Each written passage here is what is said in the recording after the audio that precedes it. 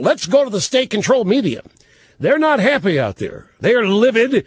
Jake Tapper, last night on ABC's World News Tonight. President Obama had originally told voters taxes on income of more than $250,000 a year should increase. He gave in to Republicans on that. So the family of the average Wall Street banker, paid more than $311,000 a year, will keep $9,318, as opposed to the $8,012 the president wanted him to keep. Take LeBron James. He makes $14.5 million a year and will continue to keep more than $666,000 of that, as opposed to the president's original position of letting him keep just over $8,000 of that. The White House says President Obama would have gladly signed just the tax cut extensions for middle-class Americans, but the votes simply were not there, and this is the best deal he could get. Now, this is why they're livid and fit to be tied, because that just can't be. What is their majority in the House? To say the votes are not there? The votes clearly are there. If Obama can't get the votes for ending the current tax rates for the wealthiest Americans, it's because the Democrats remember the election outcome. I cannot emphasize this enough. We are still in the lame duck here. The Democrats have a 100-seat majority in the House of Representatives. Obama just said the votes were not there to give him what he wanted in a 100-seat majority. House of Representatives. Stop and think of that, if that's even true. But how do you like Jacob Tapper's lingo? Obama was going to let LeBron James keep X, but now Obama's only going to let LeBron James keep. Why? What is this Obama letting stuff? I don't care. Obama government. Government is going to let. See, that furthers this notion that all money is Washington's. And that whatever any of us end up with is what they allow us to have or to keep. You know, it's a big bugaboo of mine. Words mean things, and that creates an image that just isn't true. Jake Tapper, November 3rd, 2010. Remember, it was Tapper who wanted Obama to decide who was rich enough. It was Jake Tapper who wanted Obama to compromise on a number, like $1 million in income. This was during a Q&A at a news conference back in November the 3rd, right after the election. They want all of the Bush tax cuts extended. Are you willing to compromise on that, allow them to expire for everyone over $1 million? Where are you willing to budge on that? It is very important that we're not taking a whole bunch of money out of the system from people who are most likely to spend that money on goods, services, groceries, bite me. Winter coat for the kids. How that negotiation works itself out, I think it's too early to say. It's another thing that bugs me. Only certain people spend money in ways that count. Only what? Let's see. Very important. We're not taking a whole bunch of money out of the system from people who are most likely to spend that money on goods, services, groceries, buying a new winter coat for the kids. I'm starting to resent this. I'm starting to resent the fact that I don't spend my money in a way that's approving to Obama. What the? This is fatuous. People are more likely to spend that money on goods, services, groceries, buying a new. I just bought a winter coat for me to use maybe twice a year. But I just bought one. Does that not count? How about, well, I'm not going to get too personal here, but this notion, these are jackassian comments, folks. I am telling this is all of this. Government, Obama letting people keep. Obama deciding, he doesn't know the half of anything. Obama deciding who's spending money makes most sense. That's right, Mr. Limbaugh, because people like you who don't need all the money you have, you just save it. Well, what happens then? You don't? Okay, I save it. What does that mean? That means you put in a bank account No. Well, some's in a bank account, but then what happens? The bank spends it. Whoever I give my money to spends it. If I buy stocks with it, somebody's going out there and buying stocks with it. You call that saving? What's wrong with buying stock? What's wrong with investing income? What if I buy some municipal bonds? They're in trouble out there. Might be a stupid thing to do, but I'm doing it. Might be a wise thing to do. Who knows? But this notion that people who aren't going out and buying a bunch of bubble gum are not helping the economy. We got to get our handle on this. For this is patently absurd that only the lower echelon of the middle class spending has any economic stimulus. Everything that people do with their money is spending it, one way or the other. It's the only time money is not in circulation is when the government takes it away from you.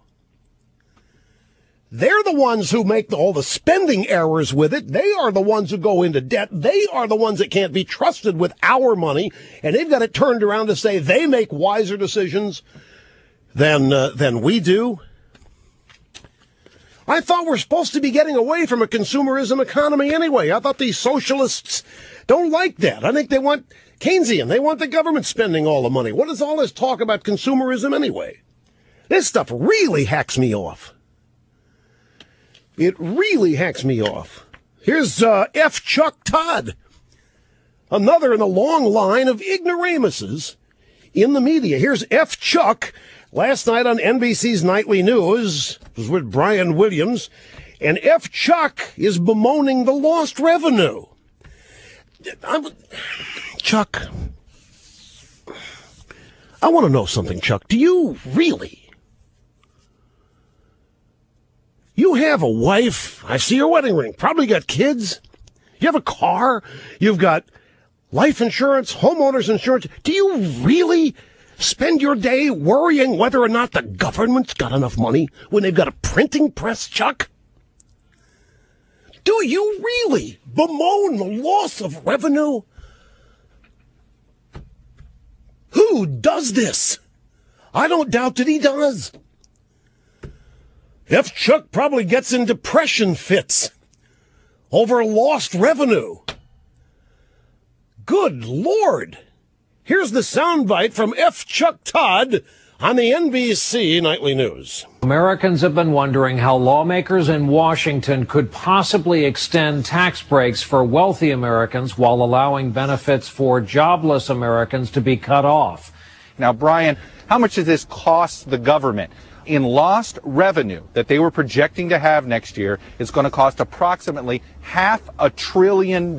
Chuck, are you really worried about that? They've got a printing press. The government doesn't lose any money ever, Chuck. They're the one entity that never loses anything. They never do without. Chuck, show me where a budget has been less one year than the next. Full government budget. And Brian Williams, Americans have been wondering how lawmakers in Washington can possibly extend tax breaks for wealthy Americans while allowing benefits for Americans to be cut off. Americans are not wondering that, Brian. Some of the kook fringe leftists on the websites might be, but not in this context. Americans have been wondering how lawmakers in Washington could possibly extend tax breaks for wealthy Americans. They're not. In fact, a lot of the unemployed, those who want to work, are saying, when's Washington going to do something and stop punishing people who hire people? These people pay no attention to election results. And why? Do they not read their own exit polls? And F. Chuck, how much did this cost the government? Chuck, do you really look at things this way? Because nothing ever costs the government anything. Besides, F. Chuck, it's our money. Every dime is our money. It isn't theirs. We don't have a tax problem, Chuck. We've got a spending problem. We do not have a tax problem. Don't we want people to put money in banks? They can lend it. Isn't tight credit market one of the biggest problems facing the economy? Well, that's the rich. They put their money in banks. That doesn't count. Their spending doesn't count. Really? Here's Pelosi's statement, by the way. It's from her statement on the deal. Any provision must be judged by two criteria. Does it create jobs to grow our economy, and does it add to the deficit? Now, if that were really her criteria, she would have never allowed any of the legislation they've rammed through Congress over the last 4 years. She wouldn't allow it because none of it grew the economy and none of it reduce the deficit. All right, Scarborough. I guess, folks, I have to make an observation. 90%, geez, it's even more than that. 100%, 99.9%. Take it back. 95% of our media reaction to this comes from some NBC outlet. The rest of it comes from CNN. Some comes, like Frank Rich was on Imus in the morning. But good Lord, this is all. I mean, how can a lot of MSNBC? How you have to work to collect this amount of stupidity in one place every day, or ignorance, or whatever. You have